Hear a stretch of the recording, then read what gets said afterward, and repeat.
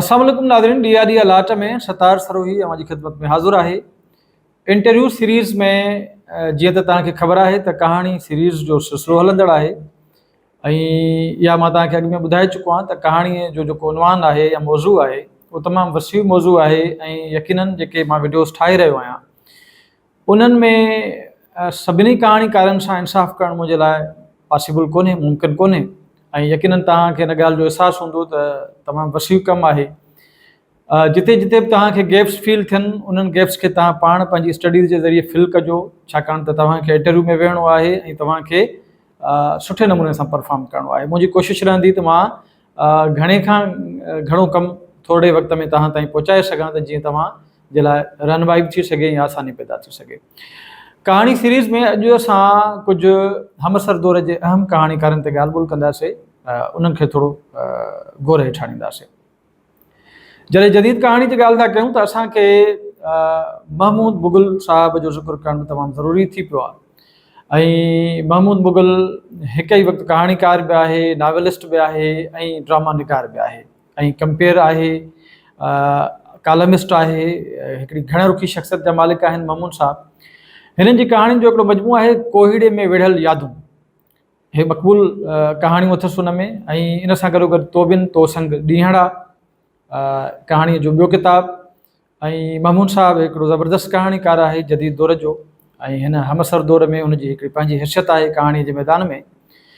संदसि कहाणियुनि जो हिकिड़ो टियों जेको मजमूओ आहे उहो आहे ज़ैबुन्निसा। ज़ैबुन्निसा हिकु तवील कहाणी आहे जेका काविश मैगज़ीन में किश्तवार छपी आहे ऐं उनखां पोइ वरी उनखे हिकु तवील कहाणी जी हैसियत में हिकिड़े किताबी शकिल में आंदो वियो आहे। हिन खे नाविल जो नालो ॾिनो वियो आहे ज़ैबुन्निसा, पर ही बुनियादी तौर ते हिकिड़ी तवील कहाणी आहे जेका किश्तवार काविश मैगज़ीन में छपी। जॾहिं असां महमूद मुग़ल साहब जी ॻाल्हि था कयूं त महमूद मुग़ल जी जीअं मां तव्हांखे ॿुधायो त हू नावेलिस्ट बि आहे त हिन जो हिकिड़ो मक़बूल नाविल आहे हथ रेखाउनि खां ख़ाली, उहो बि तव्हांजे ज़हन में हुजणु खपे। जॾहिं महमूद साहब ते तव्हां ॻाल्हाईंदो त तव्हांखे तोबिन तो संग ॾींहड़ा या कोहीड़े में विढ़ियल यादूं या ज़ैबुन्निसा सां गॾोगॾु हथ रेखाउनि खां ख़ाली जो बि ज़िक्र करणो पवंदो। इन सां गॾोगॾु असां वटि ज़ैब सिंधी, जीअं मूं महमूद मुग़ल साहब जो तारीफ़ करायो त ज़ैब सिंधी असां वटि कहाणीकार बि आहे, तर्जुमे निगार बि आहे ऐं ड्रामा राइटर बि आहे ऐं कॉलमिस्ट बि आहे। सो जॾहिं कहाणी जी ॻाल्हि कंदासीं त ज़ैब साहब जी जेको कहाणी जो मजमूओ आहे घुटियल ख़्वाहिशूं जे नाले सां आयल आहे मार्केट में ऐं धुंध थियल मंज़र जे नाले सां ऐं ताज़ो ई कुझु साल अॻु संदसि हिकिड़ो ॿियो मजमूओ कहाणियुनि जो आयल आहे हैदराबाद 47 किलोमीटर। हिन मजमूए में 6 कहाणियूं अथसि। अहिड़े तरीक़े सां हमअसर दौर में असां वटि अनवर अबड़े साहब जो नालो मिले थो। अनवर अबड़ो साहब बुनियादी तौर ते कहाणीकार आहे ऐं उनजी जेका हैसियत आहे सिंधी अदब में हिकिड़े सुठे कहाणीकार वारी आहे ऐं पाण नाविल बि लिखिया अथसि। जॾहिं असां अनवर अबड़े साहब जी ॻाल्हि था कयूं त उनजो किताबु आहे ख़ुदकशीअ जो रोमांस। 2000 में हिन जो 2000 ईस्वी में हिन जो इहो किताबु छपियो आहे ख़ुदकशीअ जो रोमांस। उहो मक़बूल किताबु अथसि, उनमें उनजूं कहाणियूं उन्हनि खे मञता मिलियल आहे। 1 जनवरी जे नाले सां हुनजो हिकिड़ो ॿियो कहाणियुनि जो किताबु आयल आहे जंहिंमें तक़रीबन कोई 25 कहाणियूं शामिलु अथसि।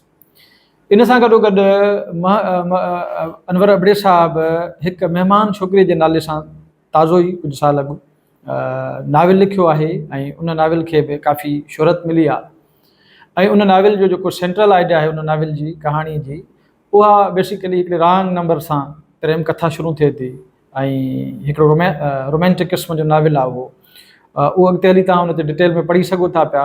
पर अनवर अबड़े साहब जी जॾहिं कहाणी जी ॻाल्हि था कयूं त हुन ॿारनि जे लाइ बि कहाणियूं लिखियूं जंहिंजो किताबु भगल रांदीको ऐं अन्नी ऐं माऊ संदसि ॿारनि जे कहाणियुनि जा किताब मौजूदु आहिनि। कहाणियुनि जे सिलसिले में जॾहिं असां अॻिते हलूं था त असांखे सलीम चन्ना जो नालो मिले थो। सलीम चन्ना इंतिहाई ज़बरदस्त कहाणीकार आहे असांजो ऐं हिन जो जेको कहाणियुनि जो पहिरियों मजमूओ आहे उहो सिज मुंहिंजे हथनि में, उन में हिन जूं कहाणियूं हुनजो तारीफ़ पेश कनि थियूं त उहो केतिरो ज़बरदस्त सगारे नमूने सां लिखंदड़ माण्हू आहे, अदीब आहे। अहिड़े तरीक़े सां रोशनी संदसि कहाणियुनि जो किताबु आहे, सहरा जो चंड संदसि कहाणियुनि जो किताबु आहे, अधूरा ख्वाब संदसि कहाणियुनि जो किताबु आहे। जॾहिं असां सलीम चन्ना जी ॻाल्हि कयूं था त हिकिड़ी ॻाल्हि इहा बि करणी पवे थी त सलीम चन्ना मुख़्तसिर कहाणी हिकु सिटी कहाणी बि लिखी आहे, उनजा बि तजुर्बा हुन कया आहिनि। अहिड़े तरीक़े सां असां जॾहिं ज़रा हैदर जी बि ॻाल्हि करण ते ज़रूरी आहे। अंगन चढ़ियो अंग संदसि कहाणीअ जो मजमूओ आहे ऐं सरहदुनि खां अॻिते संदसि कहाणी जो मजमूओ आहे।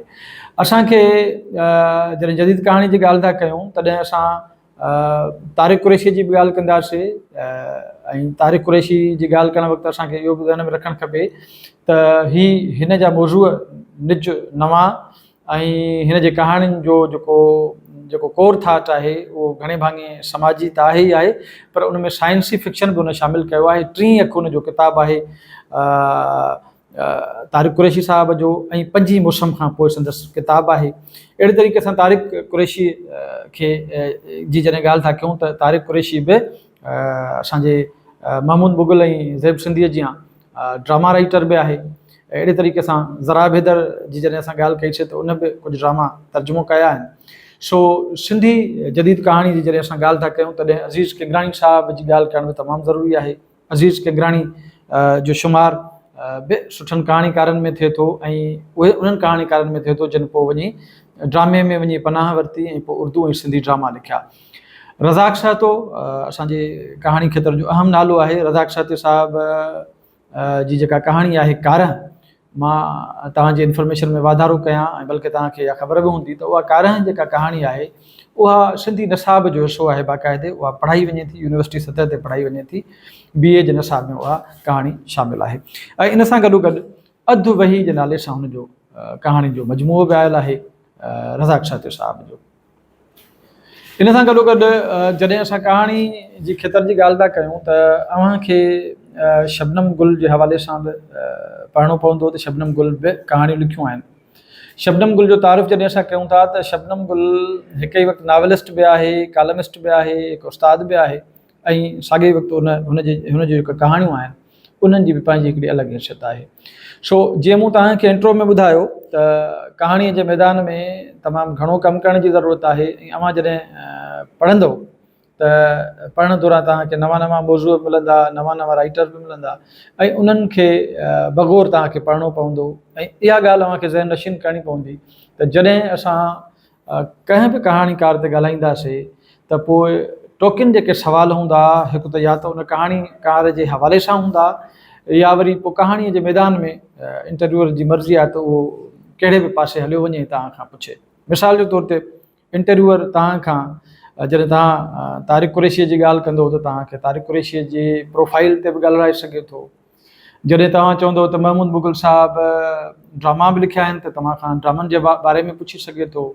जॾहिं हैदराबाद 47 जी ॻाल्हि कंदो ज़ैब सिंधीअ जी कहाणीअ जी त उहो इंटरव्यूअर तव्हां खां इहो पुछी सघे थो त इन कहाणीअ जो सेंट्रल आइडिया छा आहे। त हाणे छाकाणि त असां वक़्तु तमामु थोरो आहे, इन जे करे मां ही तव्हांखे इशारा ॾियां पियो त अव्हां इन्हनि शयुनि ते डिटेल में पढ़ंदो त जीअं तव्हां कंहिं बि इम्कानी सवाल खे मुंहुं ॾेई सघो ऐं तव्हांजो इंटरव्यू सुहिणे नमूने सां गुज़रे। सो ही कहाणी जे सिलसिले जी सीरीज़ वक़्तनि ब वक़्तनि असां जारी कंदा रहंदासीं, कहाणी ते बि ॻाल्हाईंदा रहंदासीं। सिंधी अदब में बेशुमार मौज़ू आहिनि जिन ते ॻाल्हाइण जी ज़रूरत आहे, जिन ते कमु करण जी ज़रूरत आहे। उमेदु आहे त तव्हां असांजो इहो साथ जारी रहंदो। हिन वीडियो में फ़िलहालु एसी ताईं, वरी कंहिं ॿी वीडियो में असां ज़रूरु कंहिं नए मौज़ूअ सां मिलंदासीं। कहाणी खां सवाइ बि ॿिया खोड़ सारा मौज़ू आहिनि सिंधी अदब जा जिन ते ॻाल्हाईंदासीं। वेंदे हिकिड़ी गुज़ारिश अव्हांखे इहा त तव्हां असांजे हिन चैनल खे ज़रूरु सब्सक्राइब कयो, बेल आइकन खे दॿायो त जीअं तव्हांखे असांजा वीडियोज़ जा नोटिफिकेशन्स बि अचनि। न सिर्फ़ु तव्हां पाण ॾिसो, छाकाणि त अदब जी ॻाल्हि आहे, ॿोलीअ जी ॻाल्हि आहे त अव्हां ते इहो बुनियादी फ़र्ज़ु आयद थिए थो त तव्हां घणे खां घणो असांजे वीडियोज़ खे शेयर कयो त जीअं अदब जी ॻाल्हि ऐं ॿोलीअ जी ॻाल्हि, लतीफ़ी फ़िक्र जी ॻाल्हि घणनि खां घणनि माण्हुनि ताईं पहुची सघे। सो मोकिलाणी न आहे, वरी कंहिं ॿिए टॉपिक सां, ॿिए उनवान सां मिलंदासीं ईंदड़ वीडियो में। सो मोकिलाणी न आहे, जॾहिं पिर ते